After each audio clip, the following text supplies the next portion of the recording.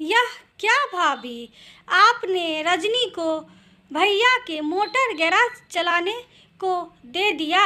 हमारे खानदान में तो लड़कियां ऐसा काम नहीं करती। वहाँ पर 50 तरह के लोग आते जाते हैं। लड़की जात है, कुछ ऊंचा नीचा हो गया तो तीखे स्वर में सीमा ने अपनी भाभी सुनंदा से कहा। सुनंदा का पति सोमेश्वर एक मोटर मैकेनिक था। 2 साल तक उसने दूसरे गैरेज में काम किया। फिर उसने बैंक से लोन लेकर अपना खुद का मोटर गैरेज खोल लिया। वह मेहनती था और उसके हाथ में ऐसा जादू था कि कोई भी गाड़ी किसी भी कंडीशन में क्यों न हो, उसके हाथ लगाते ही चलने लगती थी। उसका व्यवहार भी इतना मधुर था कि उसके स्टाफ और कस्टमर दोनों उससे बहुत खुश रहते थे। स्कूल की जब भी छुट्टी होती तब रजनी अपने पिता के गैरेज में चली जाती थी। उसे वहाँ के औजारों से खेलना अच्छा लगता था। अक्सर वह नीचे बैठकर पहियों को घुमाते देखती रहती। सीमा सुनंदा की चचेरी ननद थी। उसका पति टैलिंग में काम करता था। फिर भी किसी की मदद से उसके पति को दुबई में काम मिल गया। 4 साल तक उसने वहाँ काम खूब पैसा कमाया और फिर अपने शहर में आकर उसने एक बुटीक खोल लिया। पैसा आया तो सीमा के चाल ढाल बदल गए। नए नए फैशन के परिधान पहनकर वह बहुत इतराने लगी थी। सुनंदा से मिलने जब भी आती तो उसकी सादगी का मजाक बनाती। उससे कहती, क्या भाभी, भैया गैरेज के मालिक हैं तो आपको भी जरा बन सवर के मेकअप से कब करके रहना चाहिए। लेकिन नहीं, पता नहीं किस जमाने में जी रही हैं आप।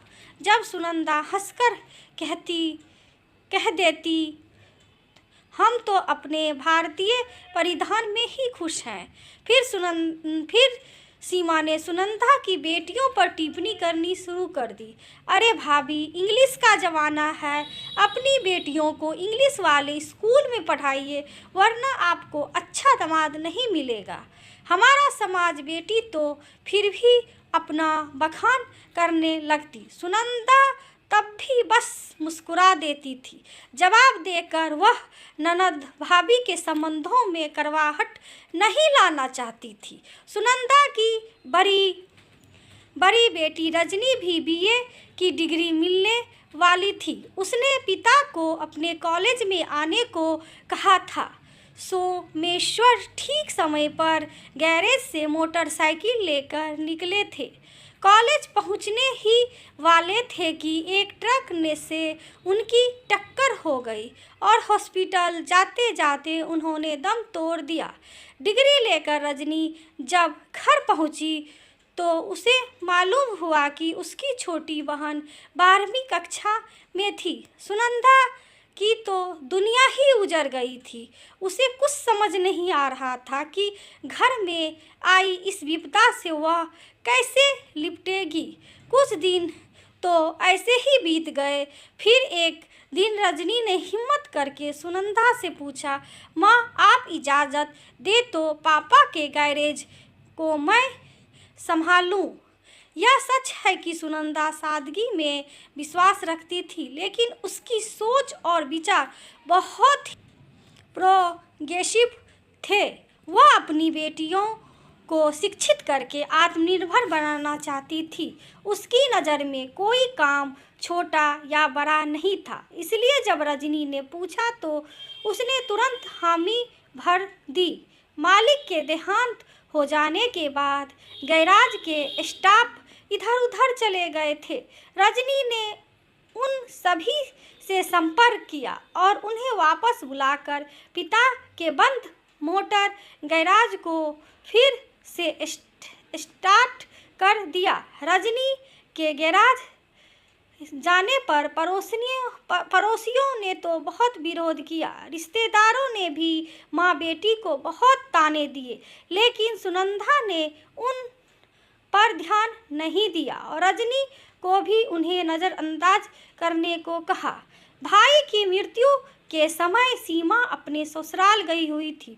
वहां से वापस आने पर वह सुनंदा से मिलने गई और जब रजनी को गैराज जाते देखा तो उसे अच्छा नहीं लगा। सीमा की बात सुनकर सुनंदा मुस्कुराई और बोली, सीमा, जब बेटा अपने पिता के काम को आगे बढ़ा सकता है तो बेटी क्यों नहीं?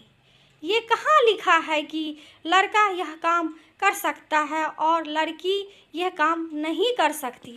पता नहीं किस ज़माने में जी रही हैं आप।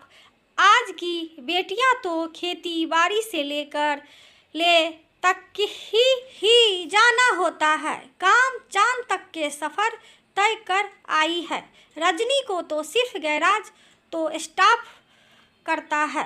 आपको तो खुश होना चाहिए कि आपकी भतीजी अपने दम पर खड़ी है। सीमा, आधुनिकता पहनवावे से नहीं होता, विचारों से होती है। आप भी अपनी सोच का थोड़ा विस्तार दीजिए। अपनी भाभी की बात सुनकर सीमा बहुत लज्जित हुई। बोली, भाभी, मुझे माफ़ कर दीजिए। थोड़ी देर के लिए मैं दिखावे के बहकावे में आ गई थी। आज आपने मेरी आंखें खोल दी। मुझे खुशी है कि इस दुख की घड़ी में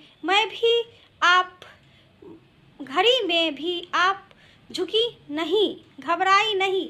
सच में बहुत मुझे रजनी पर गर्व है।